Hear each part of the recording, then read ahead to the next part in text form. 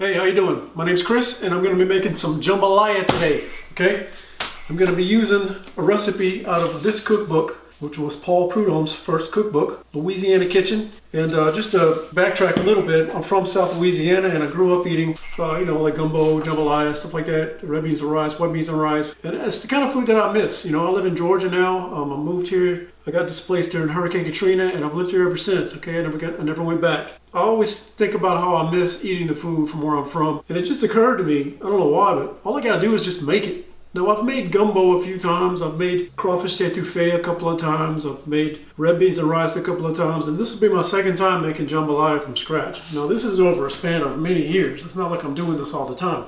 But I do have a desire to cook more and to just explore and learn more. I need to learn, so I guess the best way to do that is just to simply cook and do stuff. I am not trained in any means whatsoever, so a lot of the things you'll see me do in some of the videos that I plan on making, it will be the first time I've ever done it, okay? So I got all the ingredients I need to make the jambalaya back here. Some rice and some different seasonings, garlic. I got the bell pepper, onion, and celery, which is what they call the Holy Trinity. And then I've got some Cajun smoked sausage. I don't think it's really andouille sausage, but it's Savoy's brand Cajun smoked sausage. And then I've got some ham. The recipe calls for tasso, but I don't have any. Okay, I couldn't find it. I went to a couple of stores and it's just not around here. The recipe I'm going to be making today is called Poorman's jambalaya. I don't know why it's called Poorman's jambalaya. The only thing I can see that's different is it doesn't have any chicken. It calls for sausage and tasso. Now, I didn't have tasso, like I said, but I've got the smoked ham, which he said is a substitution for that if you can't find tasso. And also it calls for some filet powder. I don't have any filet powder. I didn't see it at any of the stores around here, so I'll have to probably buy some of that online, but he does list it as optional. It's only one page, so it's not too, intimidating for me. Usually when I look at a recipe and it's got a list of ingredients and a bunch of directions, I just don't do it. I'm gonna make it. So I've always made like the simpler versions of everything. I want to change that. I want to try to do some more from scratch. So I think the first thing I need to do is to get out these vegetables and cut them up and have them ready to go. Before I start chopping the vegetables, I guess I better get the seasoning mix together. He says to mix all the seasonings together and have them ready to go. So I'm gonna go ahead and take care of that.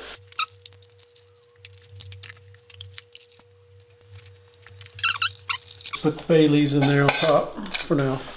All right, now I can take care of the vegetables. Don't be making fun of my knife skills, okay? I have none. I've chopped this stuff before, but it takes me forever. Let me go ahead and do the onion first. Got this bag here that the vegetable came in. I'm gonna just go ahead and put all the stuff in there. I've seen people do this and I've tried it before. I do it every time, but I'm going to cut a couple of slices into it this way. And then I'm going to cut down this way. Then I'm going to cut like this. Try to dice it. See, it works pretty good. Just not very fast. And I know I need to get a larger cutting board. Don't make fun of my cutting board. This is all I got. It's tiny. I'll get another one eventually. How you like them skills, man? Two-handed. Okay, I need 1.5 cups. Yeah, I don't think I'm gonna get 1.5 cups. I might get just a little bit over a cup. So what I'm gonna do is just chop the whole onion and just use the whole thing. And I may do the same thing with the bell pepper. So we'll go ahead and get this chopped up.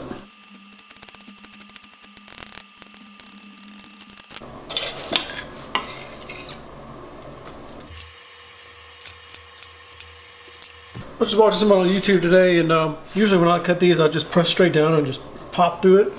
But I saw somebody do it differently today, and I thought it might work better is just to slice it. Oh yeah, that's much better. Not too shabby, not too shabby.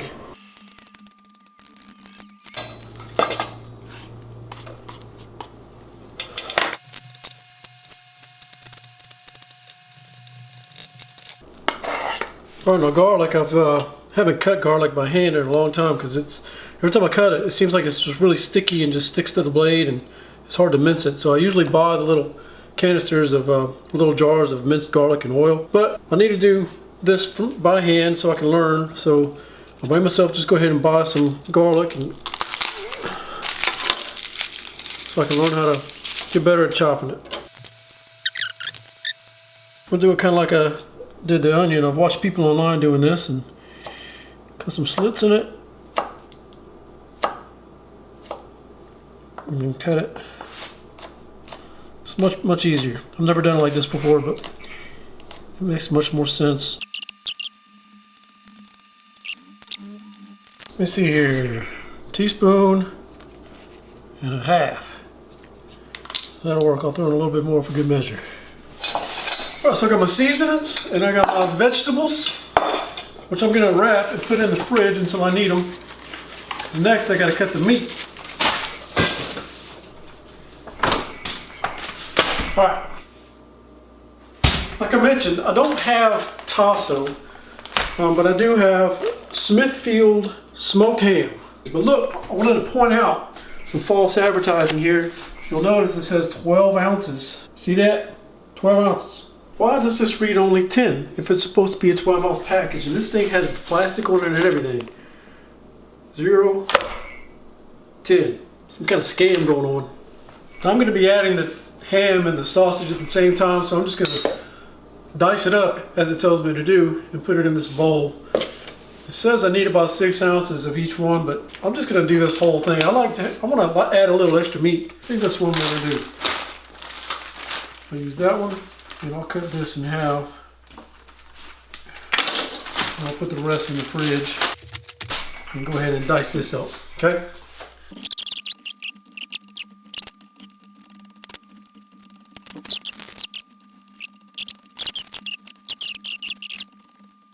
There you go. Check it out, I just washed this cutting board. And you know, it's got a big crack right in the middle. Like I can see daylight through it. And on one side, it's got a little sticker on it that's just on there. It says made in Thailand. So I don't even know how, I guess we've had this thing about as long as we've been married. It's time for a new one, right? I may go ahead and just make me a new cutting board.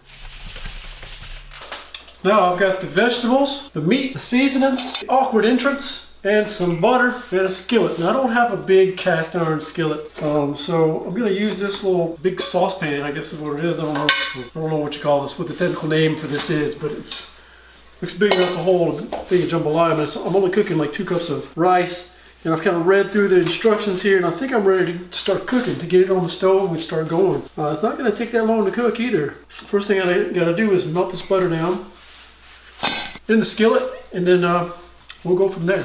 It says to melt the margarine over high heat.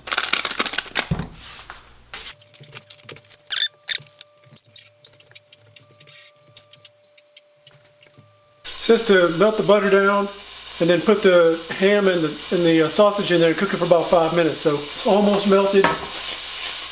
I'll call that good, okay? Let me go ahead and add this meat. Oh, I lost one. Holly, some lagniappe for the dog. I really hope this pan's big enough. Just in case this pan's not big enough, I got this on the side. It's the cast iron Dutch oven, in case I need to do a quick switch. Got about 4 more minutes of this, and then I'll be adding in the vegetables. See you in a second. So let's go ahead and add those in. I gotta add the seasoning mix too.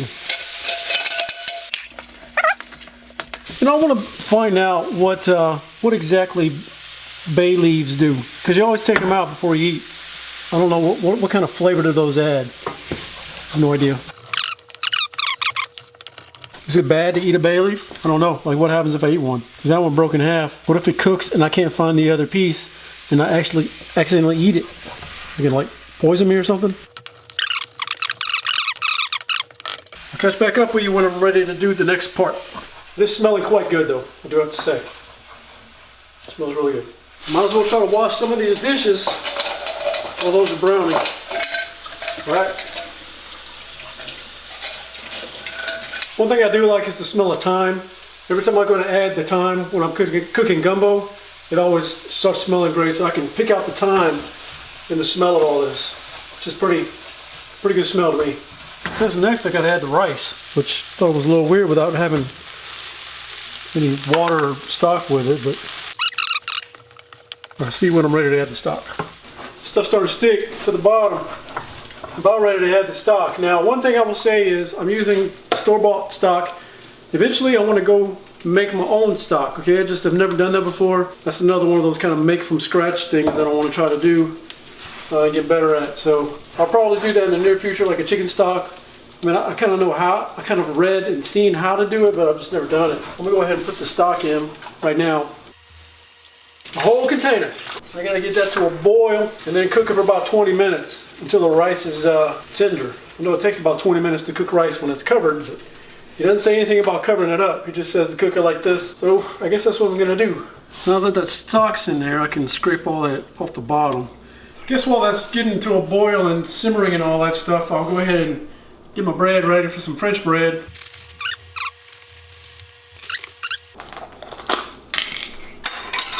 I could probably, look at this. You saw that? I tried to put the knife in it. All right, you can see the rice is just about cooked up, and I tasted just a little bit of the rice, and it tastes just about done. I'm gonna let it simmer for just a couple more minutes. I got the bread in the oven, and then I'll be ready to serve it up. Hey y'all, I think the bread got a little bit too done. Yeah, that happened while I was fishing out the bay leaves. I just completely forgot about this in my mad search for the bay leaves. So I kind of served it the way that he said to do it in the cookbook. 2 cups for a main course meal, serving size. And I just kind of stuck the garlic bread on both sides of it. It looks pretty good to me, I gotta say. It smells great. This bread turned out a lot better than the last bread. You know, I wonder if it tastes any good. Still tastes pretty good. Can't complain. Taste this one. That's some good garlic bread right there. Tell you what. So let's take a bite. Let's take a bite of this stuff right here.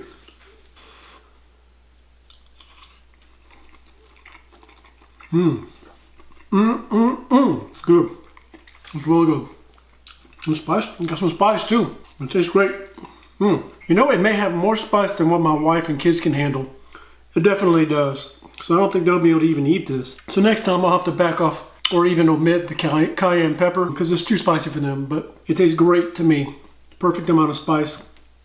All in all, I've never had jambalaya without chicken in it, I think. But I'm not sure. I've had jambalaya a lot, but I can't remember if they all had chicken or not. But overall, it's good. I think I much prefer it with the tasso ham. So I'll have to make it with that next time. And I think it'd be easy enough to just add some chicken in here too. And just make a chicken sausage and tasso jambalaya. Anyway, that's all for today. I'm gonna go ahead and enjoy this. And thanks for watching.